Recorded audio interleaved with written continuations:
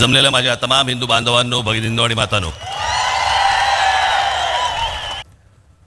आज संध्याकाळपासून मला माहित आहे काहीतरी खोकला सुरू झाला मला.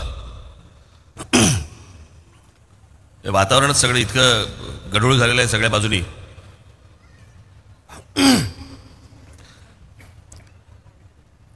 चुकून मागून भाषणामध्ये जर समजा काही खोकला बिकला मला आला तर कृपया मला माफ करा.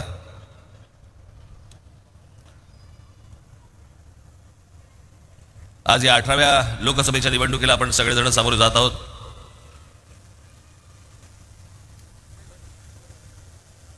डॉक्टर श्रीकांत शिंदे यांनी आता सांगितलं की काहीतरी फेविकॉल का जोड आहे.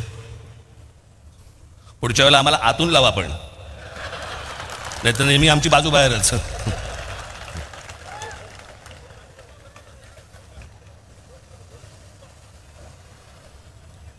आज इथे ठाण्यामध्ये आल्यावरती आनंद मठामध्ये गेलो.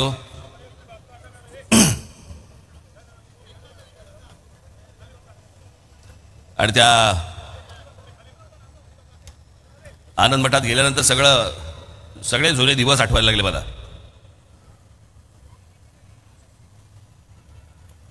माझे आणि आनंद दिघेंचे एक वेगळ्या प्रकारचे एक मैत्रीपूर्ण संबंध होते.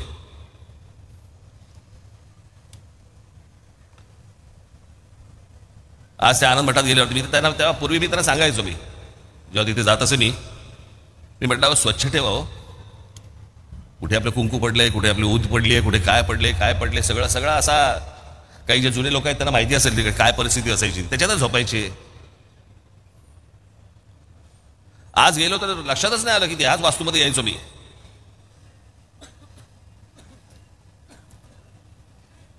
पण त्यांच्याबरोबर तेव्हा ठाणं फिरताना पण मजा यायची. टुमदार होतं ठाणं. बाळासाहेबांबरोबर लहानपणी मी किती आलो ठाण्यामध्ये. आणि तेव्हा ते काय आचारसंहिता 10च्या आधी बंद वगैरे असले काही प्रकार नव्हते. 12 1 वाजेपर्यंत भाषणं चालू असायची. आणि व्यासपीठं अशी काही एवढी मोठी व्यासपीठं पण नाहीत, अशी लहान व्यासपीठं असायची, गाद्या असायचे, लोड असायचे, समोर लोक बसलेले असायचे.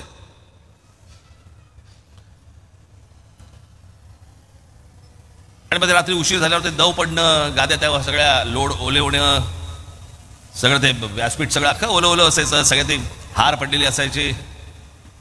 आणि एक टुमदार शहर ते व्हायला ते एक ठाणं होतं. त्याला तलावांचं शहर म्हणायचे. त्या तलावांचे शहर बुजवले गेले आणि नंतर टँकर सुरू झाले. आपलं पुणा काय, मुंबई काय, ठाणा काय. आता म्हणजे मी असं काय फार लांब म्हणत नाहीये, 30-35 वर्षापूर्वीच असेल फार तर. कोण आहे एके काळी वगैरे असं काही नाही. पण छान टुमदार मला असं वाटतं की अशी शहरं ही आपल्याकडनं उभी राहिली पाहिजेत. आता या इमारती सगळ्या बाजूनी उभ्या राहत आहेत, कॉन्क्रीट जंगल्स उभी राहत आहेत. हा जो ठाणे जिल्हा जो आहे ना, हा ठाणे जिल्हा या देशामधला, मी तुम्हाला सांगतो, मी काय बोलता तर तुम्ही लक्षात ठेवा. आज ही ठाणे लोकसभा कल्याण लोकसभेची संयुक्त ही सभा आहे. मी गेले अनेक वर्ष सांगतोय की आज या देशामधनं वेगवेगळ्या राज्यांमधनं जी लोक येत आहेत महाराष्ट्रामध्ये, तुम्ही कितीही काम करा, कितीही रस्ते बांधा, कितीही पूल बांधा, कितीही काही करा, पण जोपर्यंत हे बाहेरचे लोंढे जोपर्यंत थांबणार नाहीत तोपर्यंत तुम्ही कितीही विकास केलात तरी या शहरांमध्ये काहीही घडू शकणार नाही.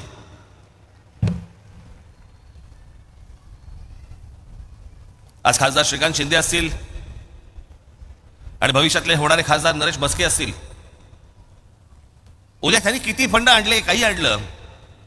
मी खास करून ठाणे जिल्ह्याबद्दल बोलतोय. मला वाटत नाही भारतामध्ये, संपूर्ण भारतामध्ये, कदाचित जगात ठाणे जिल्ह्यासारखं हे जे सगळे बाहेरून जे लोक येत आहेत यांचं सर्वात जास्त येण्याचं प्रमाण हे ठाणे जिल्ह्यात आहे. साधी गोष्ट पण लक्षात घेऊया. काय असते, एक गाव असतं, गावामध्ये ग्रामपंचायत असते, मग त्या ग्रामपंचायतीच्या पुढे काहीतरी काय जिल्हा परिषद होते, जिल्हा परिषदेची काहीतरी नगरपालिका होते, नगरपालिकेची पुढे महानगरपालिका होते. हे ठरतं कशावर? लोकसंख्येवर. बरोबर बोलतोय मी? लोकसंख्येवरती ठरतं. मुंबई उपनगर जिल्हा, किती महानगरपालिका आहेत? 1. पुणे जिल्हा किती महानगरपालिका आहेत? 2. पुढे तुम्ही कुठच्याही महानगरपालिका, संभाजीनगर काढा, नागपूर काढा, नाशिक काढा, तुम्ही कुठच्याही महानगरपालिका काढा, लोकसंख्येनुसार 1 महानगरपालिका आहे जिल्ह्याला. हा ठाणा हे एकमेव जिल्हा आहे ज्या एका जिल्ह्यामध्ये 7 ते 8 महानगरपालिका आहेत. एका जिल्ह्यामध्ये एवढ्या महानगरपालिका. इकडच्या लोकांनी तर लोकसंख्या वाढवली नाही. म्हणजे जे प्रमाण बाहेरून येण्याचं आहे हे प्रमाण सर्वात जास्ती हे ठाणे जिल्ह्यामध्ये आहे. ठाणे महानगरपालिका, नवी मुंबई महानगरपालिका, कल्याण डोंबिवली महानगरपालिका, मीरा भाईंदर महानगरपालिका, भिवंडी महानगरपालिका, त्याच्यात अजून कुठे राहिले? उल्हासनगर महानगरपालिका, वसई महानगरपालिका, अंबरनाथ महानगरपालिका. एका जिल्ह्यामध्ये इतक्या महानगरपालिका. म्हणजे विचार करा या जिल्ह्यामध्ये माणसं आली किती आणि येत आहेत किती.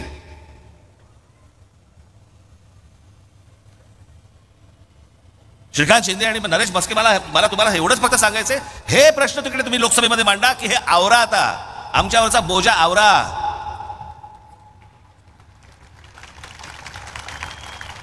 आम्ही उद्या इथे काही मेट्रो आणली, काही आणलं, काहीही आणायचा प्रयत्न केला तरी ते यशस्वी होणार नाही. कारण जोपर्यंत लोकसंख्या वाढते आहे तोपर्यंत हे पुरच पडणार नाही. आणि ह्या सगळ्या महानगरपालिका सगळ्या विस्कटलेल्या आहेत, त्या अजून विस्कटून जाणार. जो मूळ राहणारा माणूस आहे, जो मूळ करदाता म्हणून ज्याला आपण म्हणूया, त्याच्या हाताला नशिबाला काहीही लागणार नाही. ही 18वी लोकसभेची निवडणूक आपण लढवतो आहोत. या लोकसभेच्या निवडणुका, या विधानसभेच्या निवडणुका, या महानगरपालिकांच्या निवडणुका आपण दरवेळेला कशासाठी लढवतो? ही शहरं चांगली झाली पाहिजेत, माझा विभाग चांगला व्हायला पाहिजे, माझा महाराष्ट्र चांगला झाला पाहिजे. पण हे जर अशा प्रकारचे जर समजा बाहेरून येणाऱ्या माणसांची जर संख्या रोजच्या रोज वाढत असेल, मग लोक म्हणणार बघा कसा संकुचित विचार. याच्यात कसला संकुचित विचार आला? महाराष्ट्र मराठी माणसांचा आहे, यामध्ये वादच नाही. पण या महाराष्ट्रामध्ये गेले अनेक वर्ष इतके मराठी लोक राहत आहेत, जे मिळून मिसळून राहत आहेत, तेही आमचेच आहेत, महाराष्ट्रातले आहेत. अट फक्त एक, मराठी बोलता आलं पाहिजे.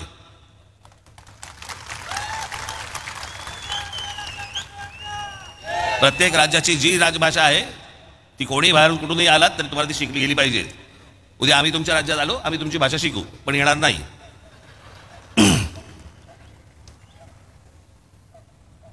आज हे सगळे मुद्दे मी काल माझ्या सभेमध्ये मी सांगितलं की ही एकमेव पहिल्यांदा मी लोकसभेची निवडणूक बघतोय, पहिली लोकसभेची निवडणूक ज्या लोकसभेच्या निवडणुकीला विषयच नाहीये. मी परवा म्हटलं ना, मला जेव्हापासून मला उमज जायला लागलं राजकारण, तो काळ साधारणपणे 75चा होता. 77ची पहिली निवडणूक त्या इमर्जन्सीच्या आणीबाणीच्या विरोधातली. 80ला पुन्हा इंदिरा गांधींची लाट आली, तो विषय होता. जनता पक्षाचा पराभव झाला. 84ला इंदिराजींची हत्या झाली. 89ला बोफोर्स प्रकरण झालं. 91ला राजीव गांधी गेले. 96ला बाबरी मशिदीचा ढाचा पडला होता, त्याच्यावरती निवडणूक झाली. 98ला कांदा विषयावरती निवडणूक झाली. 99ला कारगिल आणि विदेशी बाई या विषयावरती निवडणूक झाली. 2004ला इंडिया शायनिंग झालं. परत अजून 2009ला अजून काही विषय होते. 2024ला मोदींची लाट आली. 2019ला हे सगळं पुलवामा काहीतरी झालं. आज विषयच नाही. आणि हे विषय कोणताही विषय नसल्यामुळे सगळेजण आई बहिणीवरनं एकमेकांचा उद्धार करतात. खरं तर हे विषय मांडले पाहिजेत लोकांसमोर. लोकांच्या जीवन मरणाचे रोजचे जे विषय आहेत हे मला असं वाटतं विषय आले पाहिजेत. काय निवडणूक चालू आहे, कशावर निवडणूक चालू आहे? वडील चोरले.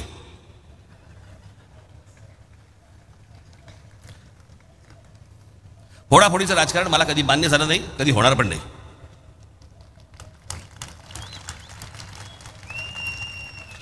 पण या सगळ्या ह्याच्यामध्ये जे आज बोलतायत की आमचा पक्ष फोडला, आमचा पक्ष फोडला, तुम्ही जे सगळे एकत्र जे बसलेला आहात ना एका कच्च्यातरी आघाडीत, जरा एकमेकांकडे एकदा बघा. आपण काय उद्योग केलेत ते. याच उद्धव ठाकरेंनी महाराष्ट्र नवनिर्माण सेनेचे 7पैकी 6 नगरसेवक खोके देऊन तुम्ही तोडले होते ना, तेव्हा काही नाही वाटलं. मागितले असते ना, दिले असते.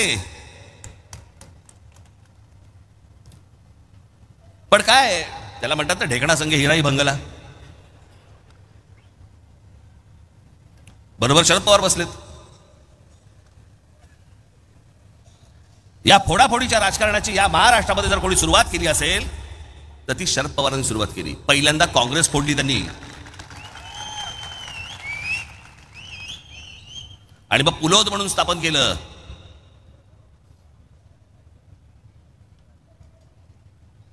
साधारणपणे 77-78 सालची 78 वगैरे सालची गोष्ट असली. पुलोद म्हणून स्थापन केलं. पहिल्यांदा या महाराष्ट्रामध्ये अशा प्रकारचं फोडाफोडीचं राजकारण पहिलं जे सुरू झालं हे शरद पवार साहेबांनी सुरुवात केली या गोष्टींची. झालं मग 1991 पुन्हा याच शरद पवारांनी छगन भुजबळांना फितवून बाळासाहेबांची पुन्हा शिवसेना फोडायला लावली.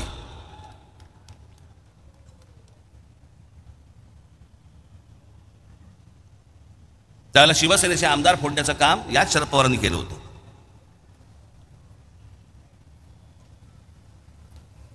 ज्या छगन भुजबळांना फोडलं आज ते इथे असतील. मी आपला काय माझा बाहेरून पाठिंबा आहे त्याच्यामुळे काय मी काही बोलू शकतो. आपल्याला थोडी फेविकॉल अजून लागला आहे.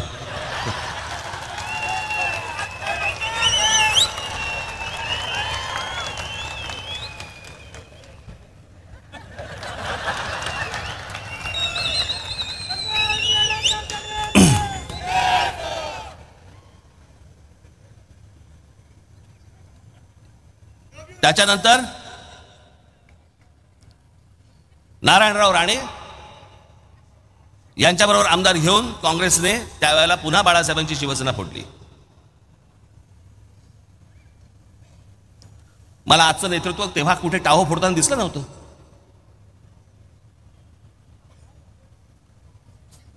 मला आज कोण कोणावरती बोलतंय आणि कोण कोणावरती आरोप करते वगैरे वगैरे सगळं सोडून द्या. पण अरे तुम्ही म्हणता ना माझे वडील चोरले. ज्या वडिलांबद्दल जर एवढं प्रेम आहे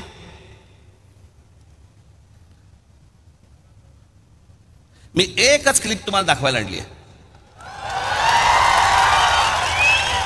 एकच. मी खरं तर एकदाच बोललो होतो मागच्या त्या सभांमध्ये लावतो व्हिडिओ. ते आपल्या सगळ्यांनी लावतो व्हिडिओ आपलं ते सगळं सुरूच केलं. पण आता सांगतोय लावतो व्हिडिओ.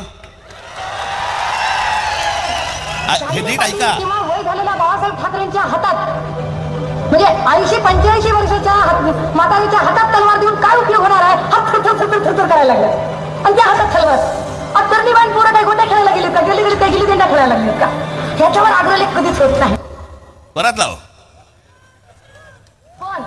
शालिनी पाटील किंवा वय झालेल्या बाळासाहेब ठाकरेंच्या हातात म्हणजे 80-85 वर्षाच्या म्हातारीच्या हातात तलवार देऊन काय उपयोग होणार आहे. हात थरथर करायला लागले आणि त्या हातात तलवार. अत्तरणी बाण पोरं काय गोट्या खेळायला गेली का गेली देंडा खेळायला लागली का ह्याच्यावर आग्रह कधीच होत नाही. यांच्या अनेक क्लिप्स आहेत. मला त्यांच्या काही क्लिपमध्ये काही देणं घेणं नाही आहे. परंतु ज्या माननीय बाळासाहेबांबद्दल वक्तव्य करणाऱ्या या बाई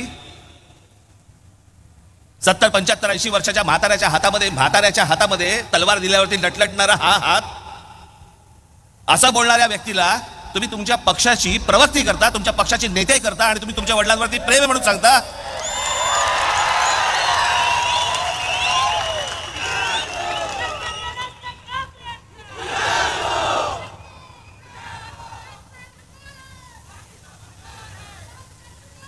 ज्या छगन भुजबळांनी माननीय बाळासाहेबांना अटक करण्याचा प्रयत्न केला होता त्या छगन भुजबळांबरोबर तुम्ही बाहेर पडल्यावरती भाजपवरनं फारकत घेतल्यावरती एका मंत्रिमंडळामध्ये तुम्ही मांडी लावून बसता तेव्हा वाटत नाही की माझ्या वडिलांना अटक करायला लावणार हा माणूस ह्याच्यावर मी बसणार नाही. वाटलं नाही तेव्हा.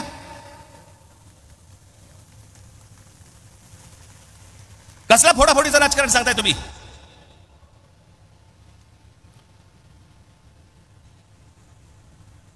ही सगळी माणसं जे काय आज आहेत.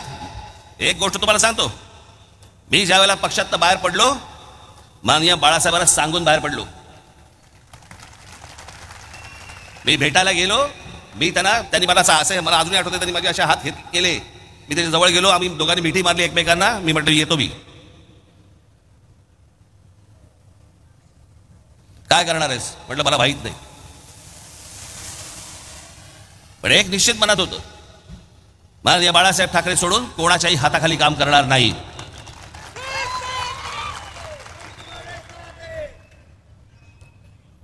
पक्षाचे किती चढ उतार आले, मार्ग काढीन त्यातनं. यांनी काय पाहिलंय? मला असं वाटतं कुठेतरी मध्यंतरी ते सगळं सुरू होतं की यांना सगळ्यांना सिंपती मिळाली. कसली सिंपती? 2-2.5 वर्षापूर्वीचा काळ काढून बघा. शिवसेना आणि भारतीय जनता पक्ष तुम्ही एकत्र निवडणूक लढवलीत ना रे. लोकांनी तुम्हाला एकत्र म्हणून, तुम्हाला युती म्हणून मतदान केलं होतं ना. तेव्हा निकाल लागल्यानंतर ज्या वेळेला त्याला कळलं की बाबा आपल्याशिवाय ह्यांचं सरकार बसत नाही, नवीन टोम काढली. आपलं ते 2.5 वर्षाचं उपमुख्यमंत्री पदाचं काय, हे म्हणे 4 भिंतीत ठरलं आमचं. 4 भिंतीत आधी का नाही बोललात?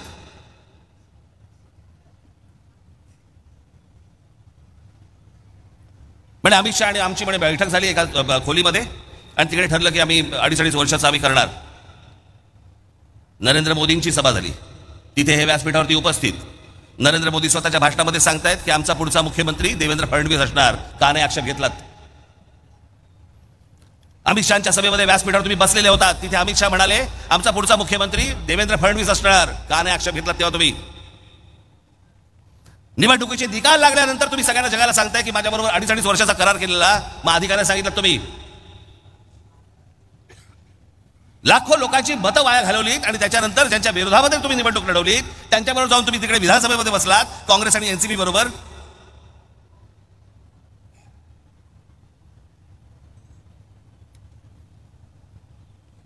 आता ते इथे आहेत. मग आता कित्येकदा हल्ली कळतच नाही कोण कुठच्या पक्षात आहे. मध्यंतरी मी एकदा नाट्य संमेलनाला गेलो होतो त्या पुण्याला. 5 नगरसेवक आले, मला म्हणाले जय महाराष्ट्र साहेब. म्हटलं बोला. आम्ही राष्ट्रवादीचे नगरसेवक. म्हटलं कोणाचे? 2 म्हणाले आम्ही शरद पवार साहेबांचे. 3 म्हणाले आम्ही अजित पवार साहेबांचे. हे तुम्हाला सांगण्याचं कारण एवढं की ह्या सगळा जो काही अख्खा गोंधळ जो उडाला 2019 नंतर, तो कशामुळे उडाला? तुमच्या महत्वाकांक्षेपायी. म्हणजे राज ठाकरेंनी नरेंद्र मोदींवरती टीका केली. हो केली. मी जाहीरपणे सांगितलं त्याशी गुढीपाडव्याच्या सभेमध्ये, जी गोष्ट मला पटली नाही त्याला मी विरोध करतच राहणार. जी गोष्ट चांगली केली त्याला मी पाठिंबा देतच राहणार.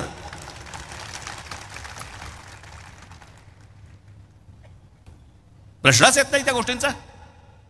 पण माझा विरोध हा मुद्द्यांना होता. मला काहीतरी मिळालं नाही म्हणून मी विरोध करत नव्हतो. आज आपण असं काढून बघूया. आज जे पेटलेत ना, आज उद्धव ठाकरे जे नरेंद्र मोदींच्या विरोधामध्ये जे बोलतायत, जर समजा 2019 साली भारतीय जनता पक्षाने मान्य केलं असतं की 2.5 वर्ष तुमची, बोलला असतात? आज जे बोलताय ते तुम्ही बोलला असतात? नसता बोललात, कारण पोट भरलं होतं. तुम्हाला जे हवंय ते तुम्हाला मिळालं असतं. पण जे तुम्हाला हवंय ते तुम्हाला मिळालं नाही म्हणून तुम्ही आज बोलताय. राज ठाकरेंचं तसं नव्हतं. मला मुद्दे नाही पटले.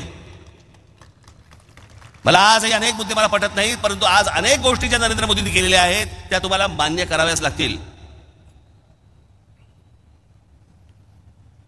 या देशामध्ये असंख्य लाखोने आज चांगले मुसलमान राहतात. या देशाला मानणारे मुसलमान राहतात. या देशावरती प्रेम करणारे मुसलमान राहतात. त्यांना असले कुठचेही दंगे बिंगे वगैरे असल्या कुठच्याही गोष्टी नको असतात. पण त्यात अनेक अशा मुठभर काही वाह्यात अवलादी पण आहेत. आज ही सगळी माणसं, जे काल झालं ना पुण्यामध्ये, फतवे काढले गेले ना की काँग्रेसला, त्याच्यानंतर त्या काय उभाटा सेनेला त्यांना फतवे काढले की ह्यांना मतदान करावं, मुसलमानांनी मतदान करावं. का? कारण गेल्या 10 वर्षामध्ये वाह्यातपणा करायला, डोकं वर काढायला मिळालं नाही. तळमळत्यात, आतून तडफडतायत की जर डोकं वर काढलं आणि चेचलं तर. आणि त्याच्यासाठी म्हणून त्यांचे हे सगळे पाठिंबे सगळे सुरू आहेत ह्याला देण्याचे. या देशाच्या सुरक्षेचा प्रश्न आहे. आज माझी श्रीकांत शिंदे, नरेश भस्के, मला तुम्हाला सगळ्यांना आणि महाराष्ट्रातल्या सगळ्या खासदारांना मला सांगणं आहे, हे फक्त मी तुमच्यासाठी आणलंय. कदाचित तुम्ही मागच्या माझ्या सभेच्या वेळेला विसरला असाल म्हणून मी तुम्हाला परत सांगण्यासाठी, दाखवण्यासाठी म्हणून मी फक्त तुम्हाला आणलंय. हे मी तुम्हाला जे दाखवतोय हे फक्त एका मुंबऱ्यातलंय. मी महाराष्ट्राचं बोलत नाही, ठाणे जिल्ह्याबद्दल बोलत नाही, महाराष्ट्र बोलत नाही की देश बोलत नाही, फक्त मुंबऱ्याबद्दल ही गोष्ट तुम्हाला सांगतोय. मुंब्रा परिसरात सिमी आतंकवादी संघटनेच्या 6 हस्तकांना अटक. 20 डिसेंबर 2001 रोजी संसद हल्ल्याप्रकरणी अबू अजबा याच्या मुंबऱ्यातून अटक. संसदेमध्ये जो हल्ला झाला होता त्याचा जो गुन्हेगार सापडला तो या मुंबऱ्यात सापडला. 16 मार्च 2002 हिजबुल मुजाहिद्दीनच्या 4 अतिरेक्यांना अटक. 23 जानेवारी 2004 नेत्याच्या हत्येचा कट रचल्याच्या प्रकरणी एका अतिरेक्याला मुंबऱ्यातून अटक. गुजरात पोलीस चकमकीत ठार झालेल्या इशरत जहां शेख ही पण मुंबऱ्यात राहत होती. 2016 मध्ये आयसिसच्या मुजबिर शेख हा मुंबऱ्यात अमृतनगर येथे राहत होता. 17 एप्रिल 2003 रोजी लष्कर ए तोयबाच्या 2 अतिरेक्यांना अटक. 16 मे 2003 मुलुंड बॉम्बस्फोट प्रकरणी मोहम्मद नमोउद्दीन या व्यावसायिकाला अटक. देशद्रोही कारवायांसाठी आताच्या काळात झालेल्या अटका. सप्टेंबर 22 मध्ये मुंबऱ्यातून देशविघातक कारवायांसाठी 4 पॉप्युलर फ्रंटच्या कार्यकर्त्यांना अटक.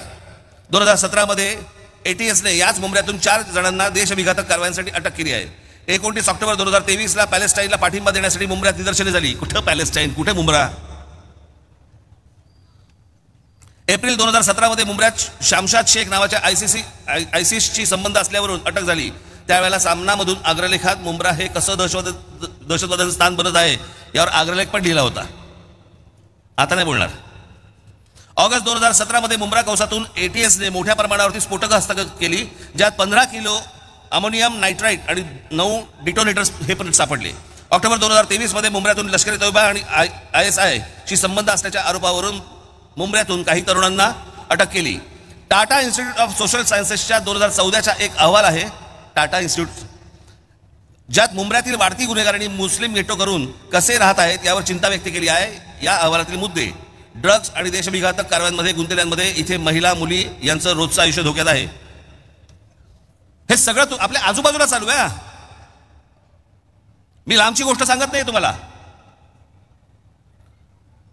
आज माझ्या समोर इथे इतक्या माता भगिनी समोर बसलेल्या आहेत. कोण तुमची रिक्षा चालवतंय, कोण तुमच्या गाड्या चालवतंय, कोणाबरोबर बसताय, कोण तुमच्या बाजूने चाललेला आहे, काही सुरक्षेचा विषयच नाही.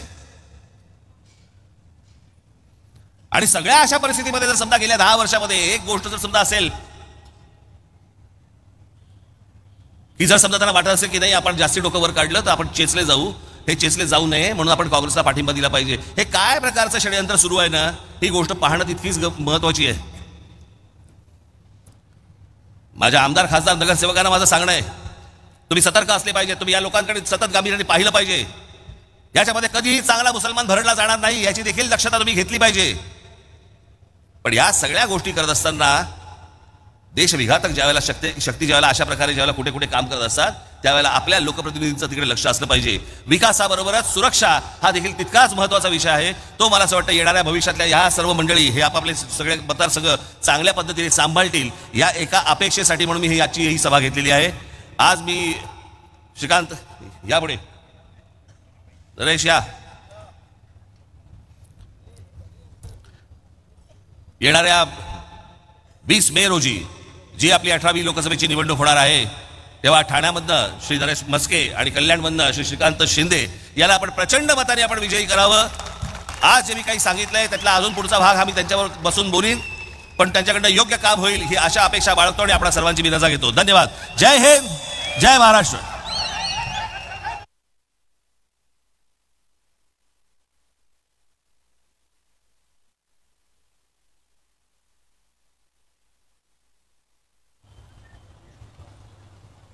Ha ha ha.